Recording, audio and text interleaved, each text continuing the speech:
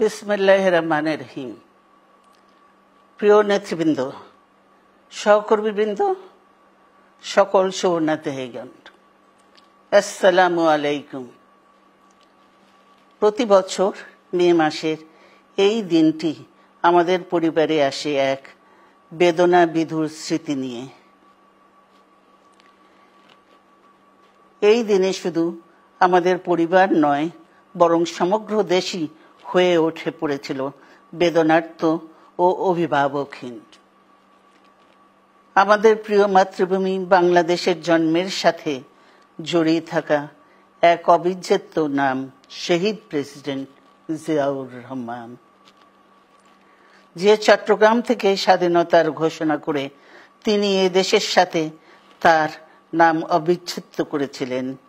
সেই চট্টগ্রামেই এক সফল, সৎ, দূরদর্শী ও প্রকৃত দেশপ্রেমিক প্রেসিডেন্ট হিসেবে নিজের জীবন উৎসর্গ করেছেন।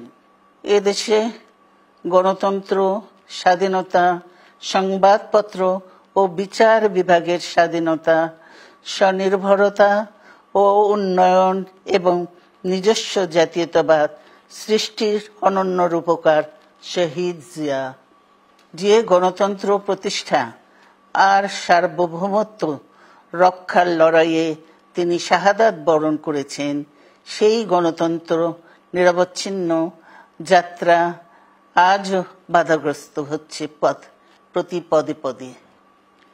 খুব শীঘ্রই আমরা বাংলাদেশকে গণতন্ত্রে পুনঃপ্রতিষ্ঠিত দেখতে পাব। এই হোক শহীদ জিয়ার শাহাদাত বার্ষিকীতে আমাদের অঙ্গীকার। এই লক্ষ্যে সুশৃঙ্খলভাবে এগিয়ে চলার জন্য আমি বিএনপির সকল পর্যায়ের নেতা কর্মী ও দেশবাসীর প্রতি আহ্বান জানাচ্ছি।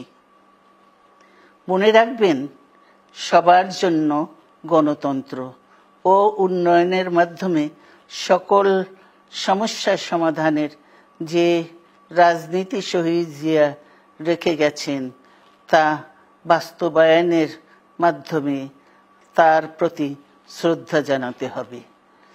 আমরা তার বিদায়ী আত্মার মাগফিরাত কামনা করছি। আল্লাহ হাফেজ। বাংলাদেশ জিন্দাবাদ।